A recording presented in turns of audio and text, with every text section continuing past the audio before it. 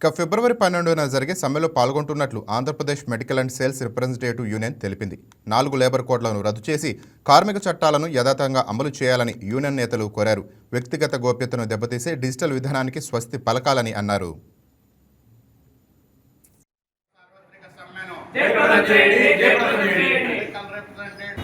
కార్మిక సంఘాలు, రైతు సంఘాలు, అలాగే రైతు కార్మిక సంఘాలు అన్నీ ఇచ్చిన పిలుపు మేరకు రేపు ఫిబ్రవరి 12వ తేదీన Andhra Pradesh medical and sales representatives యూనియన్గా మేము కూడా కార్మిక సంఘాలన్నిటికీలో భాగంగా ఈ సమ్మెకు వెళ్ళడం జరుగుతూ ఉంది.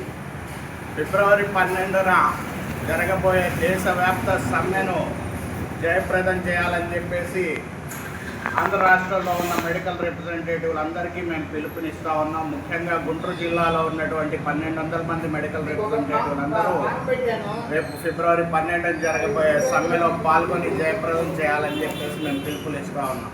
దేశవ్యాప్తంగా సమ్మెకు పిలుపునివ్వడం జరిగింది. ఎఫ్ఎంఆర్ఐ, ఏపీఎంఎస్ఆర్యు, సిఐటియు, రైతు, కార్మిక, ఉద్యోగ సంఘాలు అన్నీ పిలుపునిచ్చాయి.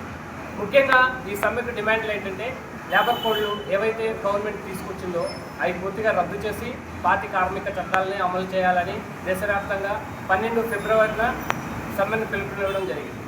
ఈ సమ్మెలో మా ఫార్మా రంగానికి వచ్చి 5 ప్రధానమైన డిమాండ్ల మీద రేపు 12న సమ్మెకు వెళుతున్నాం.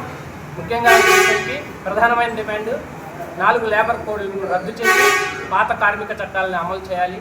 ఏదైతే మా ఫార్మా రంగానికి సంబంధించిన 1976లో సేల్స్ ప్రమోషన్ ఎంప్లాయీస్ యాక్ట్ ఉందో దాన్ని అమలు చేయాలని, పునరుద్ధరించి పూర్తిగా అమలు చేయాలని, అదేవిధంగా ఏదైతే చట్టం వ్యతిరేకమైన పని ఉందో అది తీసుకొస్తున్నారు యాజమాన్యాలు. ఈ 2 ప్రధానమైన డిమాండ్లు యాజమాన్యాలు ముందు ఉంచుతూ సేల్స్ ప్రమోషన్ ఎంప్లాయీస్ యాక్ట్ని పునరుద్ధరించాలని, లేబర్ కోడ్లను రద్దు చేయాలని, మా ఎంట్రీని ఖచ్చితంగా అమలు చేయాలి కేంద్ర ప్రభుత్వ హాస్పిటల్లోకి.